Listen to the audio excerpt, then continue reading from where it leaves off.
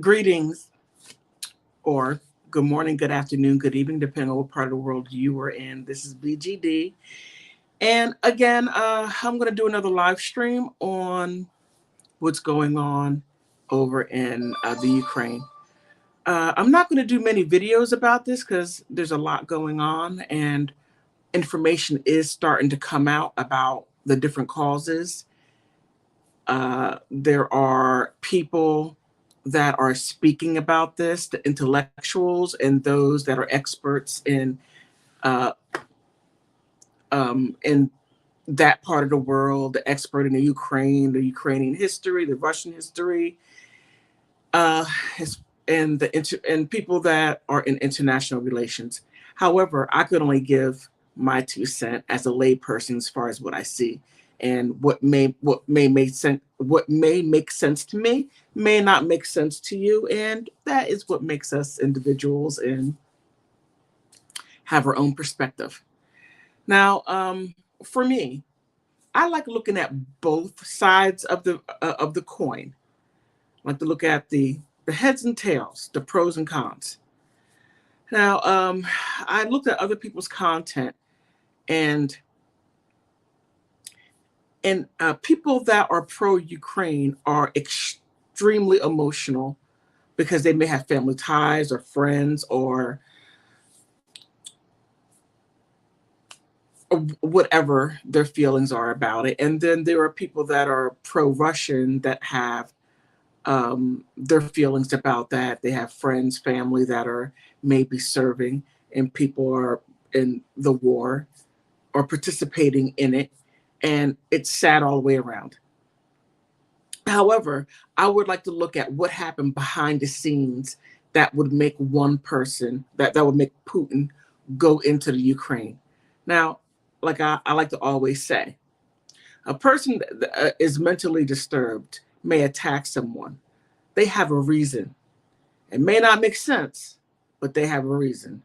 Now, for Putin to go into the Ukraine, whatever his reasons are, I think they're starting to slowly come out little by little. Well, actually, he did say it. His oh my goodness, his minister. I don't quite remember I don't even know his name, but what he said in the UN when they had I want to call it a special call meeting, but I know that's not what it is. And before I get to the the Russian person, the person from the Ukraine came up and gave a passionate speech. And when he gave his passionate speech, he said, "How many of you voted for the Ukraine when the Ukraine asked to become a part of the this body?" And he says, "Please, those of you who voted, please raise your hands." No one raised their hand, and he said, "And that's why we are at war now." And I thought, "Ooh, that was a you know." Then the person that represented Russia laid out why Putin decided to go into the Ukraine. And he said that it started back in a little bit before 2013, and he laid it all out. He even said that there were Russian people in the Ukraine that were leaving Ukraine, running into Russia, asking for help, asking for intervention because the Ukrainian government, they were persecuting them. And I remember when the war broke out, and I said this in the previous live stream. I remember that civil war that broke out in 2013, and then it was settled. At least I thought it was settled. There was a lot underneath it that was just stewing underneath the surface, just stewing until this breaks out. Now, there were several leaders that that spoke against what Putin did. Very few leaders spoke for. Well, I wouldn't say they spoke for him, but they they gave small causation without being looked upon as being pro-Russian, but just being factual. And that is and we as a world, we have to be careful when we proceed with emotion, because emotions, they change. You're mad 1 second, then you're happy the next second. So we have to really look at the facts as they come out. I don't want to get beat up on. I don't, because I like looking at both sides. Because everyone has a reason for doing something. You may not agree with the reason, but there is a reason. I'm not. I'm not.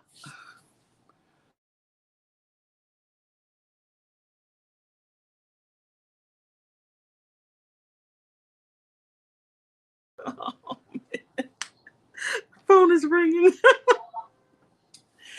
I'm not. I'm not pro. I'm not pro Russian. I'm not pro Ukrainian. I'm just pro what happened. That's it. And I'm looking upon this as an observer. I'm trying to be objective, not subjective, because being subjective, that just causes chaos and mayhem. That adds fuel to the fire. But I'm just trying to be objective as far as what's going on as it occurs. Now, I did see on the news that there was a large convoy headed towards Kiev. Please forgive me if I'm mispronouncing the word, the capital, towards Kiev and two other big cities in the Ukraine. And it's getting crazier and crazier by the second. I most definitely do agree with that. It is getting wild. Now, I started to look up what was going as far as the civil war in the Ukraine back in 2013, and what it basically said, that there were people that were fighting against the central government. It didn't say what people. It didn't say. It just said the citizens were fighting against the central government. And I wanted to know what people. Was it the liberal population? Was it the conservative population? Or was it the moderate population? But that's me. I like to have just a little additional information to be able to go on. But now, in the news, there is a lot goodness. There's a lot being said. Here on Yahoo News, it says the Russian progress on Kiev has stalled, with the units of surrendering without a fight, the U.S. officials say. So some people are giving up, which I don't know. I'm not one of those people that will pick up a gun and run out there, and no, that's not me. But it says the Russian assault on Kiev has stalled, with some units surrendering without a fight to Ukrainian troops, according to senior U.S. defense officials. The officials, who spoke to reporters on conditions of anonymity on Tuesday, said the Russian President Vladimir Putin's forces have come up against several logistical issues as they continue to struggle to take control of the Ukrainian capital. I'm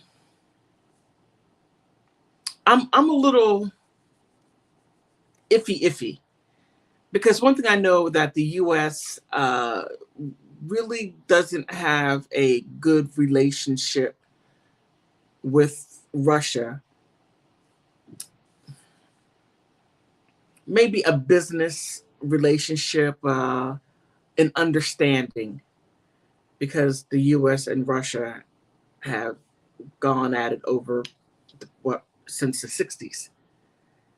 If it weren't the Cold War, then it was the war, the first going to the moon, the first this, the first that. They've been going back and forth for a very long time. So I'm looking at it like, I just don't see Putin or Russia, like I know personally, I don't, would send these troops in there and being ill prepared as the U.S. would send people in harm's way with faulty. I digress. Okay, some units are running out of food, fuel, while others are challenged with lack of experience among the. What? Really? Wait a minute. Wait. Back up. They're saying that they have the military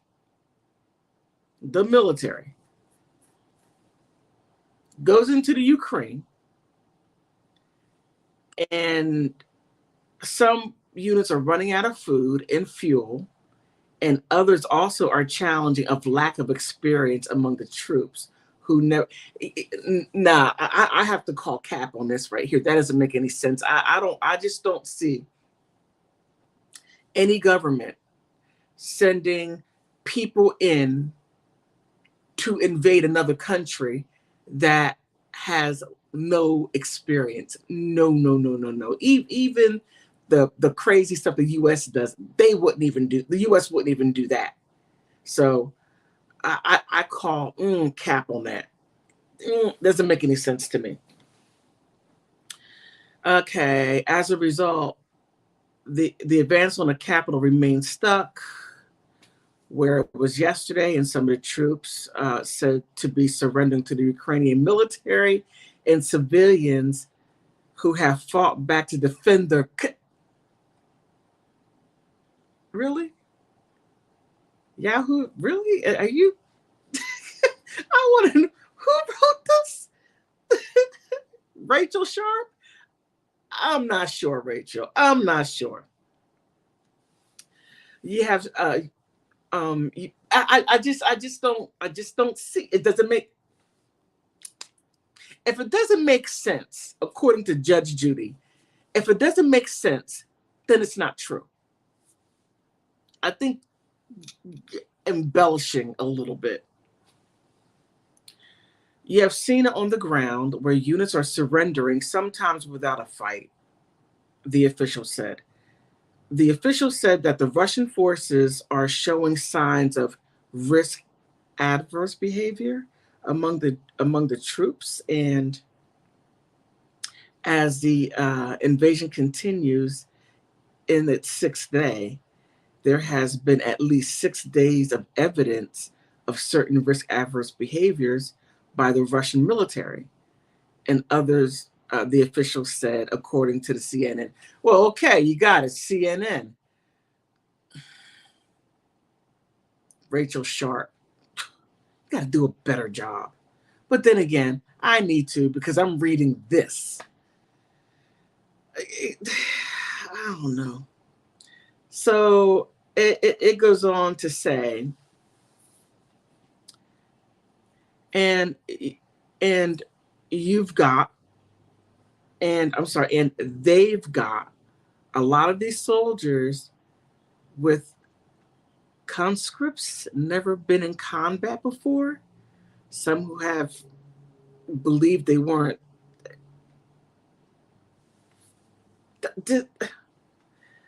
Some of whom we believe weren't even told that they were going to be in combat. Rachel, really? This is outrageous. This is just, I'm sorry, this is bad news. Yahoo. I don't even know why I was reading Yahoo News. I I should have gone to redozone.com. They have the world's newspapers. I don't know why I was fooling around with with this right here. So what I will do is I would redozone.com has the world newspapers. So I'm a big fan of redozone.com. You ought to check them out. So what I will do is I will check out the Ukraine and see what they're saying, and I hope they have something in English. Please have something in English. Yes. Kyiv Post. Let's see what they're saying. And once this loads up, then I'm going to check out what Russia is saying. Now, as I was watching that panel, yes, I'm digressing a little bit. This gentleman from India said something rather interesting, and he said that he found it interesting, and these are my words. He found it quite interesting how the news was focused on China, and then from China they go to Russia and the Ukraine. And he said while people are looking at the conflict in Russia and Ukraine, the Chinese are taking over Taiwan. I'm thinking that is interesting. Very, very interesting. Because I haven't heard of much going on in Taiwan, because there was a lot of protest and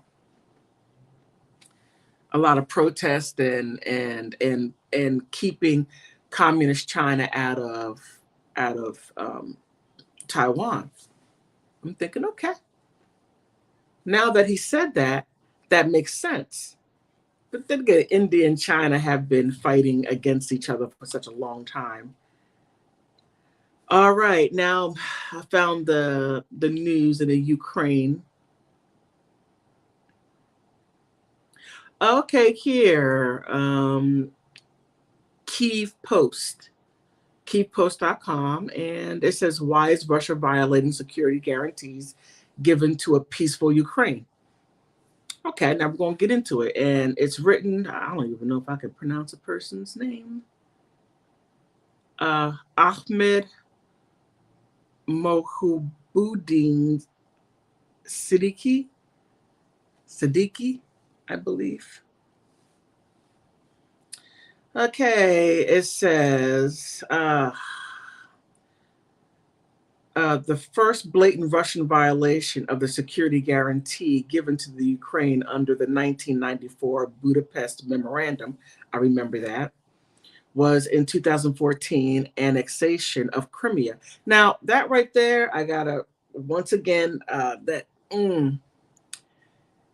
Ukraine was leasing the Crimean port to Russia. So you got to be a little careful of what's being said. Now, the violations noted, but otherwise went largely ignored by the crux of the issue is the assurance in it was not legally binding. Oh, that's interesting. The response from the US and UK and other signatories of the memorandum was hesitant and restraint, leading to the present crisis in which the Russian President Vladimir Putin is hitting the Ukraine with brute force. It may be recalled that the Ukraine surrendered its nuclear arsenal to Russia in the 1990s in exchange for security guarantees, spelling out in the 1994 Budapest Memorandum and the security assurance as the recently held Munich Security Conference. German Foreign Minister and Elena Baerbock observed that every step towards peace is laborious. We are fighting for the singular millimeter, for every singular millimeter and every singular every millimeter is better than no movement at all. Baerbeck also brought up in the 1945 Yalta Conference during the US, UK, and the Soviet Union redraw of the map of the post-war in Europe, but she failed to make mention of the Budapest Memorandum. Baerbock needs to clear the air on German foreign policy. This this year, Germany holds the G7 presidency, making it all more important for Berlin's role in securing the peace in Eastern Europe be ramped up. So I mean that's right there is interesting, but just besides that one part right there, I think that okay, I'm not gonna, you know. So oh, then she says, as a feminist, the empowerment of women thrills me. You have to love feminists. They're everywhere, even in war. I strongly believe more women should be put in a position of power. Okay, I'm not even gonna go there. Okay, that right there is all right. And that's just a small portion of what they are saying about that. So now, to be fair, because I like both sides. Let's see what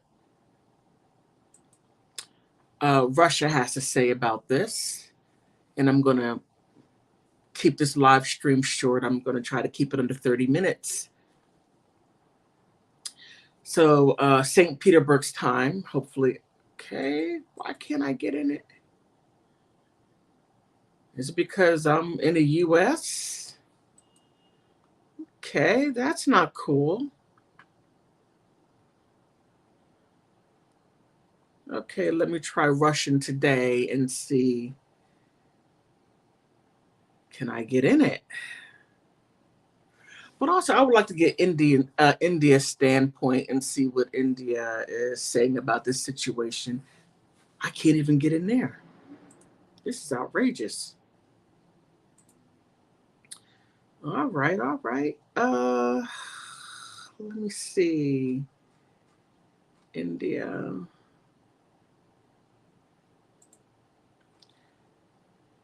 Let me see what India would have to say about this.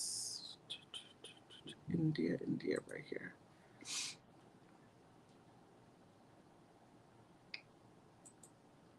Okay. I think India would be more equal, I believe. Okay. Assam student stuck in Ukraine urges government to speed up the evacuation process. That's interesting. Oh yeah. There's of great interest of people that are in the Ukraine trying to get out, and one guy in Nigeria, which come on, motherland, what's up here? You're telling your people they got to find their own way home? That is, how can a world respect the motherland if you don't even respect your own people, your citizens? That is outrageous. Shame on you. Big time shame on you. Okay, where is it?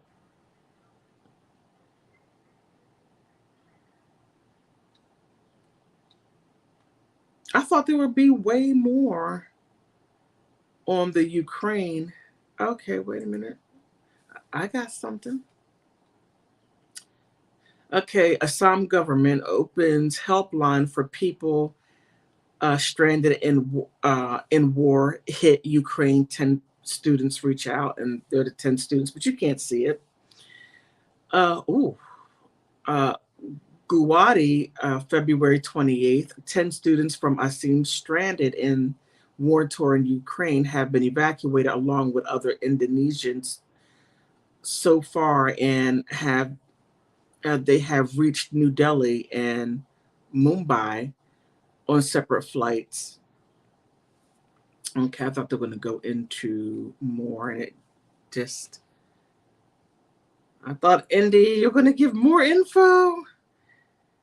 I thought you were going to give more info than that. Your perspective. I wonder if Australia has something to say. Oh, okay. Wait a minute. Russia war on Ukraine squeezes global economy within days. Now that is interesting as far as the economical aspect of it, which the U.S. needs money, so U.S. makes money on war. So I'm pretty sure we're going to be in this. Okay, within days, Russia's war on the Ukraine squeezes global economy. Okay, in the span of just a few days, the global economy outlook has darkened while troops battled in Ukraine and unexpectedly potential financial sanctions rocked Russia's economy and threatens to further fuel worldwide inflation. Now, as I said yesterday in the live stream, one thing that Putin did last year was he took himself off of relying or having Russia rely on the U.S. dollar. So he's no longer relying on the U.S. dollar. So they can give Russia all the sanctions they want, but it's not going to stop Putin from doing what he's doing. And also, Europe has to be very careful as well because Putin holds the gas, the natural gas, and also the oil in which all of Europe, Ukraine, China, and Turkey needs. So they're in a very bad situation as far as that is concerned. And might I add, the price of oil, natural gas, and other staples spiked Monday after the same time the groaning weight on supply chains still laboring from the pandemic rose as the United States. Yeah, and I did pay extra for gas, so I'm not happy about that at all. And their allies tightened the screws on Russia's financial transaction and frozen hundreds of billions of dollars for the central bank assets that are held abroad. Again, Putin's not going to stop because he's not dealing with the dollar reserve. You can continue putting all those sanctions you want. He's on crypto. Russia has long been relatively a minor player in the global economy. Okay. Accounting just for 1.7 in the world's total output despite its enormous energy export. President Vladimir Putin has moved into the future, insulating it in recent years, building a storehouse of foreign exchange reserves, reducing the national debt, and even banning cheese and other food imports from Europe. Interesting. But while Putin has ignored the slate of international norms, he cannot ignore the modern mammoth of financial system that is largely controlled by the government and bankers outside of his country. He has mobilized tens of thousands of his troops, and in response, allied governments have mobilized a vast financial power. Now, again, remember when I mentioned that he's no longer using the world's reserve currency, which is the U.S. dollar. So that right there is not going to really phase him too much at all. It might be a little, but that's about it. In my opinion, I'm no expert. This is what I think and what makes sense. And if you have been watching the world economics finances, because everybody's going broke, fiat is going out the door, and people are looking to digital dollars. And now they Russia has their central bank has the digital ruble, and there's several countries that are using their central bank is using the like in what is it, Barbados, or no, Bermuda has the digital sand dollar. So keep that in mind. So oh, now it's a gamble between the financial clock and the military clock to vaporize the resources to conduct a war. And Julia Friedlander, director of the Economic Crafts Statecraft Initiative in Atlantic Council. Together, the invasion and the sanction injection of huge doses of uncertainty and volatility in the economic decision making, heightening the risk of the global outlook. The sanctions were designed to avoid disruption, essential energy exports, which Europe in particular relies on to heat homes, power factories, and fill gas tanks that help dampen, but it did not ease the surge of the energy price caused by the war and anxiety between about disruptions of the flow of oil and gas. And that right there is the very important part, the flow of oil and gas, and how would they be able to stay afloat. It's very hard to send people into a country to fight a war if you don't have the energy to do it. So it's very hard to go in and tell the person that is beating up on somebody else that I'm going to jump on you if they just simply turn your oil and gas off, and you can't you can't start your car, you can't heat your home, you can't cook your food. You're going to be out of luck, if you know what I mean. Worries about shortages also push the price of some grains and metals, world which would inflict higher costs on consumers and businesses. Russia and the Ukraine are also large exporters of wheat and corn, as well as essential metals like palladium and aluminum and nickel, and that are used in everything from mobile phones to automobiles. It's getting worse by the second, worse by the second. Russia just has it in their hand. So just based on that right there, I mean, there's just so much to talk about just right there on the economics of it. As far as Russia going into the Ukraine, it seems like that Russia holds all the cards, and now Zelensky is, I think he went to the EU to get to fast track becoming a member. Now the UN is telling Zelensky, you're going to have to hold up. That's going to take a while. We need to look at your government. Is it corrupt? We want no corruption, like all the other countries aren't corrupt. Wink, wink. It's ridiculous. But this is, I gotta say, Putin. Wow, just the ramifications of all of this. He holds a lot of cards, and wow. Let me continue. We're going to see the rate skyrocket for ocean and air at Glenn Kopke, general manager of the network collaboration for Kites, a supply chain consultancy in Chicago. He warns the ocean rates would double or triple 30,000 a container to 10,000 a container. And the container and the freight and the air freight will cost expected to jump even higher. So it's getting worse by the second. I don't know. I really don't know.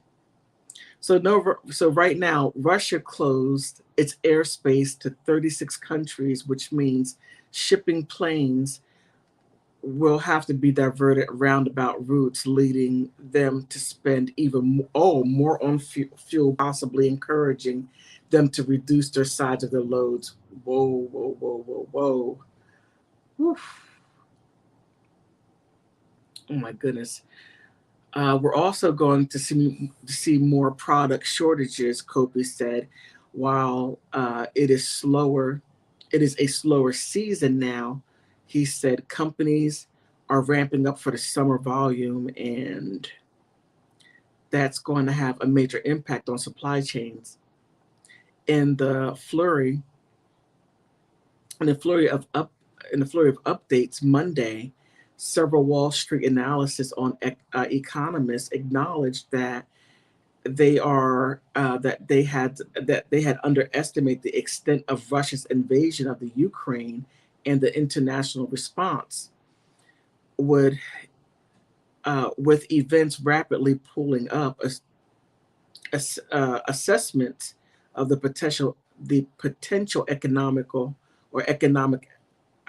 fallout ranges from the mild to the severe. Yeah, it's horrible. It's going to be this is terrible.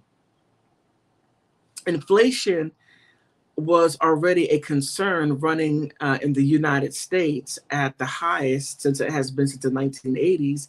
Now question questions about how much more inflation might rise, and how the Federal Reserves or other central banks respond, hovered over every scenario. So, wow, wow, wow, wow, wow, wow. I didn't even really look into how this right here would affect other countries, because I know I'm paying extra uh, just to fill up my small little car. It's, it's going to get bad before it gets good, and I don't know. Okay, the Fed or the Federal Reserves is in a box. Inflation is running up 7.5, but they know if they raise interest rates, they will tank the markets. Yeah.